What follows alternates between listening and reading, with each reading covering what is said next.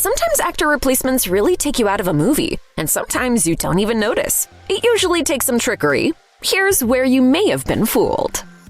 Furious 7 was maybe halfway through filming when series star Paul Walker tragically died in an automobile accident. The production shut down temporarily so that producers could consult with Walker's family on what they'd like to do.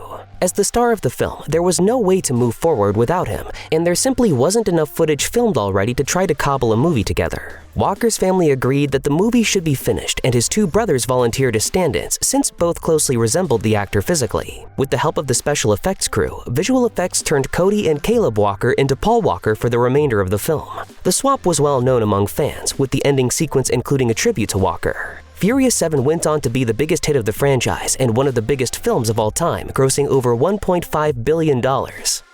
British actor Oliver Reed was just as famous for his hard partying ways as he was for appearances in films, and when he died in 1999 after a night of heavy drinking, friends agreed that he probably went the way he would have wished. They're most likely right. In a 1994 interview, Reed gave his own obituary, which began, "I died in a bar of a heart attack full of laughter." However, while Reed's passing might have been ideal for the actor, it caused a major headache for the cast and crew of Gladiator, which he was filming before his demise. As Gladiator visual effects supervisor Rob Harvey told the BBC, Reed's death forced the Gladiator team to rewrite the film's ending, and it still required quite a bit of visual trickery to pull together. Some of Reed's performance was cobbled together from outtakes. The rest of the time, especially during wide shots, a body double with Reed's face digitally attached filled the void. Harvey told the BBC, "It's a very weird thing to have to do, particularly then, when the technology wasn't really there at all. Still, it worked well enough." Reed was nominated for a BAFTA for his Gladiator performance in 2001, nearly 2 years after he passed away. I know that you would die for honor. This may be the ultimate actor switcheroo. So egregious was this swap that it resulted in not just a lawsuit against the producers, but new regulations from the Screen Actors Guild to prevent it from ever happening again. So what happened? Crispin Glover refused to reprise his role as George McFly in the sequels to Back to the Future due to a dispute over his salary or ethical concerns about the moral of the movie, depending on which story you believe. Yes, I'm George McFly. Unable to come to an agreement with Glover, producers recast the role with Jeffrey Weissman. So far so good, right? Then they covered Weissman in makeup and prosthetics that had been cast from Glover's face in the first movie when they aged him for the scenes when he's older. Weissman became a Crispin Glover doppelganger, basically trading on the actor's appearance without actually using him. After Glover's lawsuit, which he won, the Screen Actors Guild made it a rule that no actor's likeness could be stolen in such a way again. Veteran actor John Rhys-Davies actually had 2 roles in the Lord of the Rings trilogy. In addition to portraying the dwarf Gimli, who becomes a member of the Fellowship, he also lent his voice to Treebeard the Ent. This put him in the unique position of being a physical actor on screen as well as a voice actor for a character created with special effects. And you have my bow. And my axe. Yet the actor didn't spend quite as much time on screen as Gimli as it appears. There were actually a couple of reasons behind this. Rhys-Davies is over 6 feet tall and his height posed problems, considering the actor was supposed to be playing a diminutive figure who is not much taller than the hobbits. This wasn't a deal breaker though, as the filmmakers already had to employ a series of camera tricks and visual effects to get everyone on screen looking the right size. Instead, the main reason Rhys-Davies was swapped out so much during filming was down to a severe allergic reaction he had to the prosthetic makeup used as part of his costume. Unless the scene involved a close-up of Gimli's face or the character speaking, the chances are that it was actually stunt double Brett Beatty. In total, Beatty spent more than 2,000 hours as Gimli and became such an integral part of the cast that he was offered the opportunity to get a matching tattoo with the rest of the Fellowship actors. Although it was far from her first role, 50 Shades of Grey did bring Dakota Johnson to the public's attention and helped make her a worldwide star. Based on the erotic fiction novels by E.L. James, the series sees Johnson as the young and relatively naive Anastasia Steele, who embarks on a journey of sexual awakening with Christian Grey. Just like the novels, the movies feature graphic encounters that include everything from bondage to sadomasochism. So it might not come as a surprise that the young actor had a double who stood in for her, as many actors request for sex scenes. But it wasn't a case of shyness or an unwillingness to appear nude that spurred the decision. Instead, Johnson had a large tattoo on her backside that would have been difficult to hide. Feeling that the tattoo wasn't in keeping with Anastasia's character, the filmmakers replaced Johnson in nude scenes with someone who looked close enough like her in terms of body shape and size that the switch wouldn't be noticeable. While Arnold Schwarzenegger is undoubtedly the face of the Terminator franchise, the main protagonist and only other figure who is present throughout most of the series is Sarah Connor. A number of women have taken on the role of the battle-hardened fighter over the years, but Linda Hamilton is most closely associated with the character, having appeared in a total of 3 films. The second of these outings came in Terminator 2: Judgment Day, with Sarah battling against an upgraded T-1000 Terminator with the help of her son and a reprogrammed T-800. Near the end of the movie, there is a moment when the T-1000, which can morph into any shape or form, takes on the appearance of Sarah in one last attempt to lure out John Connor so it can kill him. Get out of the way, John! Shoot! Director James Cameron didn't use CGI to achieve the effect, with one of the Sarahs instead played by a different actor. The person in question was not a professional actor, but a nurse named Leslie Hamilton Guerin, who just so happened to be Linda Hamilton's twin sister. The pair looked so alike that viewers would never know the original actor wasn't playing both parts.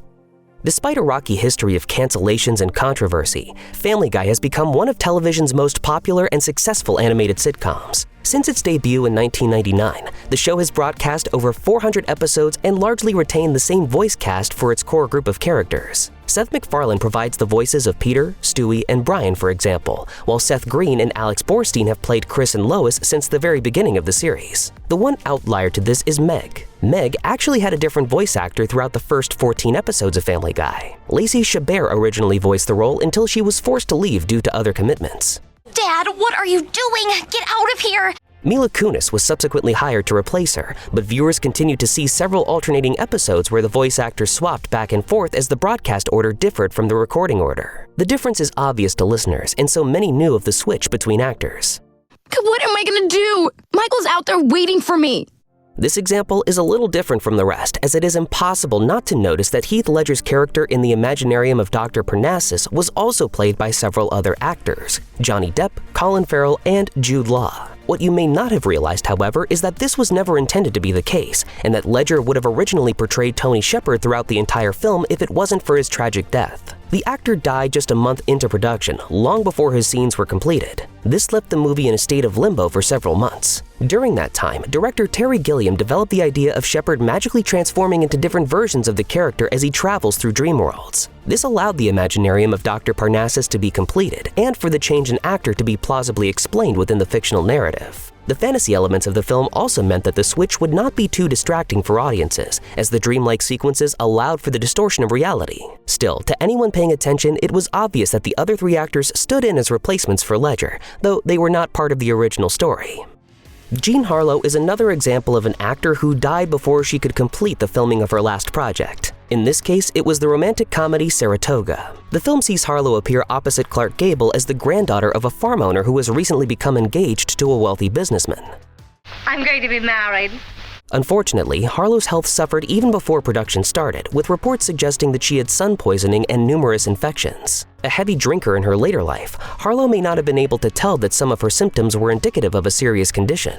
The actor had constant headaches, suffered from bouts of vomiting, and had a swollen face. She was eventually diagnosed with renal failure following damage to her kidneys from scarlet fever when she was a child and died on June 7, 1937. By this point, Saratoga was largely completed, although Harlow had not filmed all of her scenes. The studio initially wanted to recast the part and reshoot all of her scenes, but fan outcry forced a change. Instead, Mary Dees performed the physical part of Harlow on screen, with the director disguising her appearance by using shots and angles that obscured her face, while voice actress Paula Winslow imitated the actor's voice to provide the character's dialogue. Jill Hennessy is an experienced actor, yet she is probably best known for portraying prosecutor Claire Kincaid on Law & Order, a role she held for 3 seasons. Over the course of 69 episodes, Jill was an integral part of the show, but she was forced to let someone else play Kincaid for a single episode in season 6. Although she did film some parts for the episode, she was unavailable for other scenes as she was busy filming a special crossover episode of Homicide: Life on the Street that featured several characters from Law & Order. Rather than delay filming, the director took advantage of the fact that Jill has an identical twin sister. Jacqueline Hennessy is a television host and magazine editor who shares a striking resemblance to Jill. Jacqueline had no lines but appears in several scenes of the episode Corpus Delicti, usually sitting at the prosecutor's table in the courtroom as other lawyers argue the case. This allowed filming to go ahead without the need to totally omit Kincaid, and fans would have never known that a switch had taken place if it hadn't been revealed.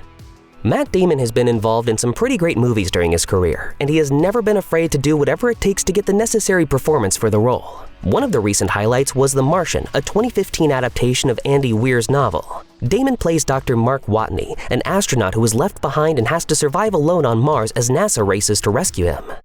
Surprise. I did not die on Sol 18.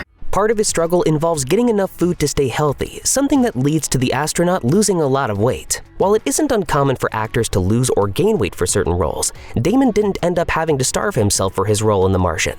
While that may have initially been the plan, a heavy shooting schedule and other commitments made it impossible for Damon to lose a significant amount of weight for the movie. According to Damon, the way The Martian was shot meant it was much easier and cheaper to use body doubles. The double was only used for 2 shots, and his face is hidden or obscured in them, so it's almost impossible to know that it isn't actually Damon walking around as Dr. Mark Watney when watching the film.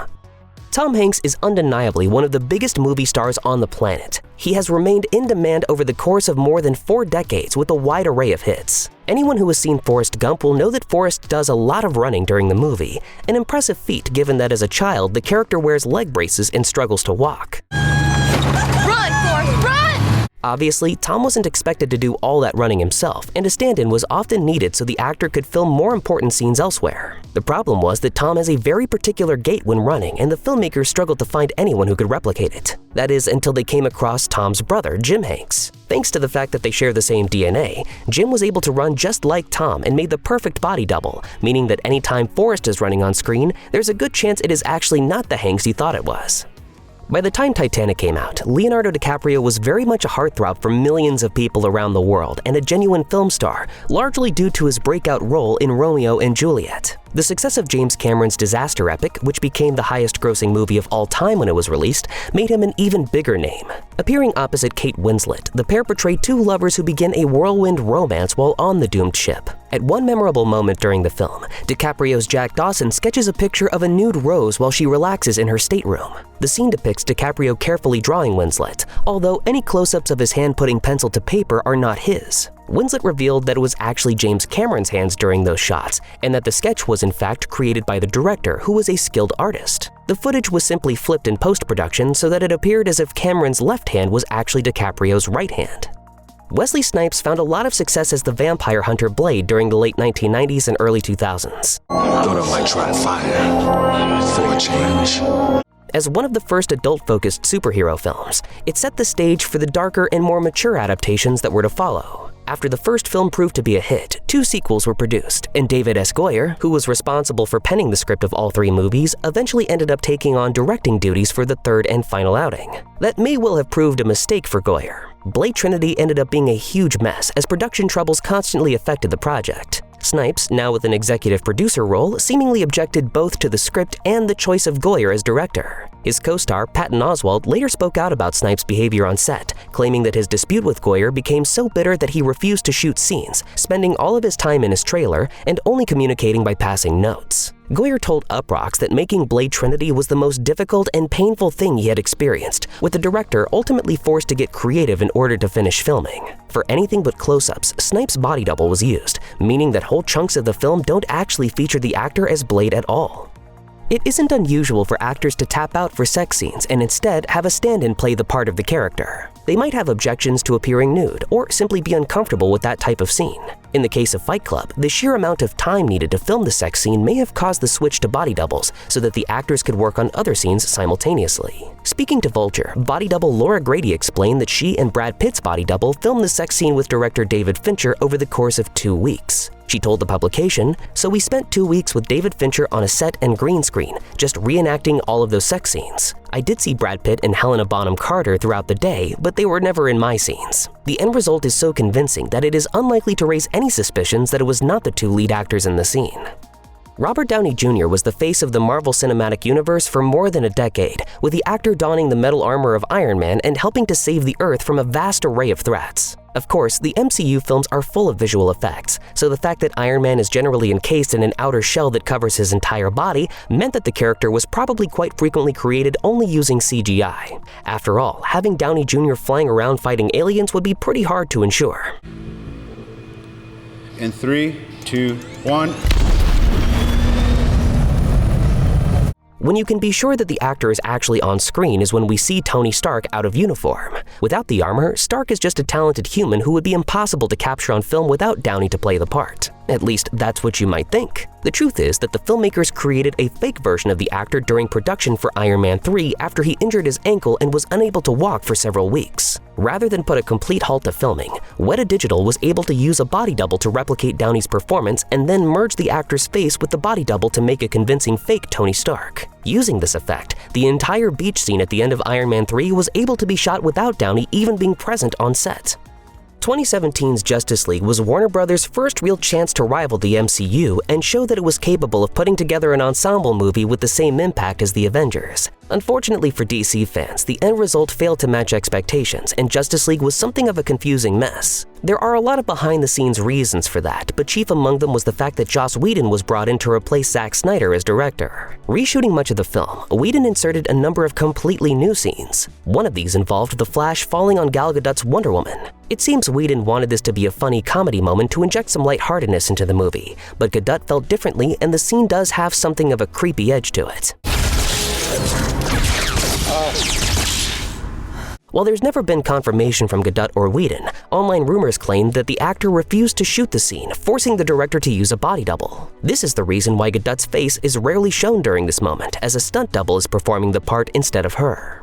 Hugo Weaving has always had a knack for playing villainous roles and got his chance to play another antagonist in 2011 when he was cast as Red Skull in Captain America: The First Avenger. A secretive Hydra agent who works for the Nazis, Red Skull acquires his monstrous appearance after he consumes Abraham Erskine's super soldier serum. He resented my genius and tried to deny me what was rightfully mine. Following his appearance in that film, Red Skull was largely absent from the MCU until his sudden reemergence in Avengers: Infinity War. This time around, though, the character was no longer played by Weaving. Instead, Ross Marquand took on the role, although fans may not have even realized this given the extensive prosthetics and makeup used for the character. We are all wrong. Weaving has provided a few reasons why he didn't return for Avengers: Infinity War and Avengers: Endgame. He told Collider that the first film was good to do, but it didn't really excite him. He later explained that he was offered less money to reprise the role, despite promises that he would receive a higher fee if he were ever to return to the franchise. In 2004's Hellboy, Bureau for Paranormal Research and defense scientist Abe Sapien was played by two individuals. Doug Jones took on the responsibility of physically portraying the character on screen, while David Hyde Pierce provided the voice. Don't worry about fingerprints. Never had any. This wasn't necessarily what director Guillermo del Toro had in mind when he set out to make the film, but he was essentially forced to use Pierce by the studio that financed the movie as a way of getting some bigger names involved. The studio's plan didn't exactly work. Pierce felt Jones had already performed the voice for the character perfectly and chose to imitate his performance as closely as possible. The veteran actor even refused to receive any credit for the role, and when it came time for the sequel to enter production, he declined to return. This led to Jones taking on the part completely instead of just being the on-screen actor, although the similarity in both vocal performances makes it difficult to tell that any change actually took place. He just wants the world outside to know what we do. Without Pierce graciously stepping back, Jones might not have been given the chance to fully realize Abe for Hellboy 2, The Golden Army, and several other Hellboy projects without studio politics getting in the way. The heated kiss between Thor and Jane Foster in Thor: The Dark World's post-credits scene is one of the steamiest moments in all the Marvel movies, and with good reason. Actor Chris Hemsworth isn't making out with his co-star Natalie Portman. The scene was shot after principal photography had wrapped, and Natalie Portman was unavailable. Portman told the New York Daily News, "I couldn't get there because I was working on my own film, and so they put his wife in my wig and costume. That's why it was so passionate." Yep, Hemsworth was locking lips with his real-life wife, Spanish actress and Fast and Furious star Elsa Pataky. The switcheroo certainly saved a lot of trouble for the crew. While filming other kissing scenes in the Thor series, Portman said that since she's so short, they usually had a ramp for me to walk up so I could land somewhere near his face, because that's the only way to make this turn into something like this.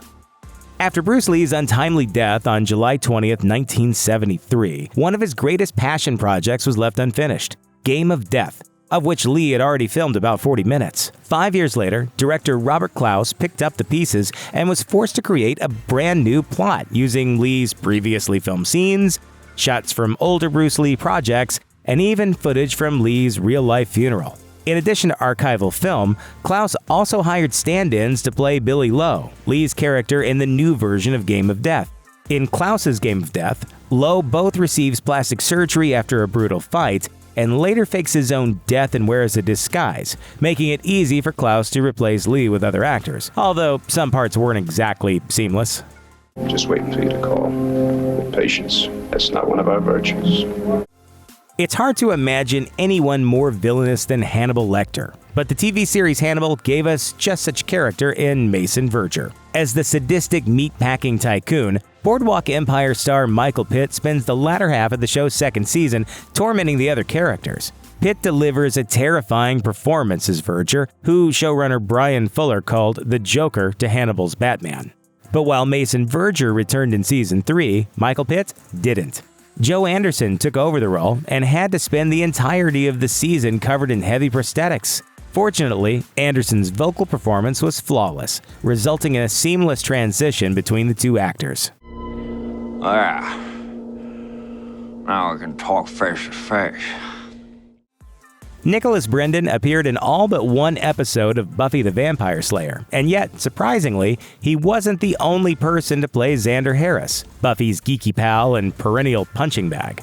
Brendon's twin brother, who uses the stage name Kelly Donovan, often took Brendon's place when the actor wasn't available or when Buffy's supernatural shenanigans required more than one Xander on screen at once. Donovan made his most memorable appearance on Buffy in the 5th season episode The Replacement, in which a demon creates a second Xander who threatens to take over the original's life. In the episode Intervention, Donovan replaced Brendon entirely during some action scenes when Brendon had pneumonia and couldn't come to the set. It might be hard to imagine now, but in the 70s, only one big-budget superhero franchise ruled the silver screen. Even before the first Superman film became a breakout hit, director Richard Donner was already working on a sequel. Unfortunately, during filming, Donner clashed with producers Ilya and Alexander Salkind about the film's budget, and although Donner had filmed roughly 75% of Superman 2 during production of the first film, he was replaced by A Hard Day's Night's Richard Lester. In order to secure a director's credit, Lester reshot quite a bit of Donner's footage, substantially changing Superman 2's story and tone in the process. The way the Salkinds treated Donner didn't set well with the cast. Reportedly, Christopher Reeve was openly furious about Donner's dismissal. According to the book Superman vs. Hollywood, Gene Hackman, who played Lex Luthor in both films, flat out refused to show up to finish shooting Superman 2. With Hackman absent, Lester and the Salkinds were forced to use body doubles and voice impersonators just to finish the movie. In 2010, Armie Hammer made headlines and picked up a couple of awards for his portrayal of identical twins Cameron and Tyler Winklevoss in The Social Network. But he couldn't have done it alone. On the set, Tyler was actually played by Gangster Squad star Josh Pence. Later, Pence's face was digitally replaced with Hammer's by the special effects team. In order to prepare for the dual roles, Hammer and Pence attended a twin boot camp, where together they worked out each twin brother's particular quirks and mannerisms. And while Pence's career hasn't taken off like Hammer's, he's become more positive about his Social Network experience over time. For such a small role, Marvel Studios sure had a lot of trouble casting Fandral the Dashing, the Asgardian warrior. First, Chuck star Zachary Levi was set to play the goateed Asgardian, but had to drop out when NBC ordered more episodes of Chuck's third season. Next, Marvel cast Queen of the Damned star Stuart Townsend in the role, but Townsend departed shortly before filming due to mysterious creative differences. Marvel eventually found its Fandral in a then unknown actor named Josh Dallas, who finally brought the classic character to the screen. But the trouble didn't stop there. Between Thor's premiere and the start of filming on Thor: The Dark World, Dallas landed the role of Prince Charming on ABC's fairy tale drama Once Upon a Time. Because of Once Upon a Time's rigorous shooting schedule, Dallas couldn't join his fellow warriors for their big screen return, and Marvel needed to recast the part. Their choice? Zachary Levi, of course, who was finally free to take the role. Perhaps next time we should start with the big one. Monica Cruz had been an accomplished dancer and actress for years, and while she's had featured roles in several foreign movies, she's probably most famous in America for her part in Pirates of the Caribbean on Stranger Tides, in which she played her sister, Penelope. Penelope took over from Keira Knightley in Rob Marshall's 2010 sequel and played the part of Angelica, Jack Sparrow's love interest. While filming, though, Penelope learned that she was pregnant. In order to minimize the risk to Penelope's unborn baby, Marshall hired Monica, who looks a lot like her older sister, to serve as a stand-in. In an interview with The Telegraph, Penelope said, "I did a couple of months of training and did what I was able to do, but I couldn't do everything, just what was safe." Monica came at the end to do some scenes. She's a dancer and very good with the sword because she's done a film herself. Neither Penelope nor Monica returned in Pirates of the Caribbean: Dead Men Tell No Tales, but the Cruz family is still a big part of the franchise. Javier Bardem, Penelope's husband, plays the film's lead villain. As Cersei Lannister, Lena Headey plays the ultimate villain on HBO's Game of Thrones, so viewers watched with a bit of sadistic glee when the character was literally and figuratively dressed down and then paraded through the streets of King's Landing in nothing but smears of filth. The scene is intense and humiliating, and drawn out so the audience can experience her awkward humiliation. The craziest part, however, is that we're not even watching Headey in the scene. The entire walk is performed by a body double, seamlessly merged with Headey's facial expressions and body language to make one awkward, horrible walk to the Red Keep. The son of legendary martial artist Bruce Lee, the charming and talented Brendon Lee was set to take Hollywood by storm. Sadly, while filming his breakout role in The Crow, Lee was shot by a prop gun that had a dummy round left in the chamber. He died later at the hospital. To complete the film, Lee's friend and stunt double Chad Stahelski stood in for him while special effects were used to give him Lee's face. Meanwhile, another stunt double helped finish out some of the action scenes. The result is a movie in which Lee's role is perfect and there's no indication of the tragedy that befell him. Friends was a massive success, and Jennifer Aniston is arguably the biggest star it produced, which makes it all the more unusual that it took years after the show was off the air for someone to finally notice an episode where Aniston inexplicably disappears. A fan watching a Friends marathon happened to notice a strange scene in The One with the Mugging from the 9th season. Aniston is standing next to Matt LeBlanc, except it's not Aniston at all. It seems that Aniston's stand-in was on the set that day, and for whatever reason, her scene wasn't edited to remove her from the shot. The presence of a stand-in isn't such a crazy thing. After all, stand-ins are on set to replace actors when they're not available. It's just that they usually don't end up in the final cut. The Three Stooges were under contract to produce 8 films in 1956. Unfortunately, 4 films into their contract, Shemp Howard died of a heart attack at age 60. And in the 1950s, no one gave a damn if you died or not. Your contract needed to be fulfilled, and thus was born the fake Shemp. Producer Jules White set about producing 4 brand new films, each starring Shemp, by cutting together old footage with new scenes featuring Joel Palma, an actor who had long filled supporting roles in the Stooges films. They just filmed him from behind or with his face obscured. Hey, Shemp! We're in here! We got a lot of work to do, so shake a leg! Hold your horses, will you? The deception was so obvious that its legacy still lives on today.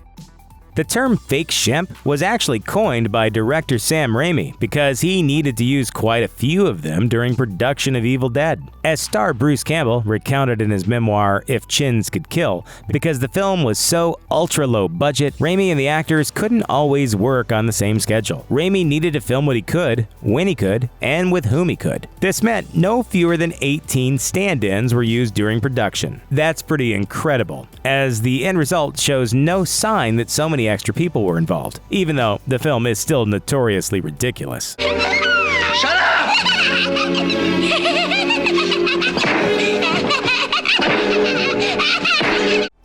On the set of Indiana Jones and the Temple of Doom, Harrison Ford suffered a pretty severe back injury that sidelined him for several weeks of filming. Steven Spielberg, however, was prepared for any eventuality. Ford was swapped with his longtime stunt double, Vic Armstrong. Armstrong acted so much like Ford that he managed to confuse Spielberg on set more than once. A number of action scenes were filmed without Ford, including the epic fight between Indy and the massive warrior on the mine conveyor belt.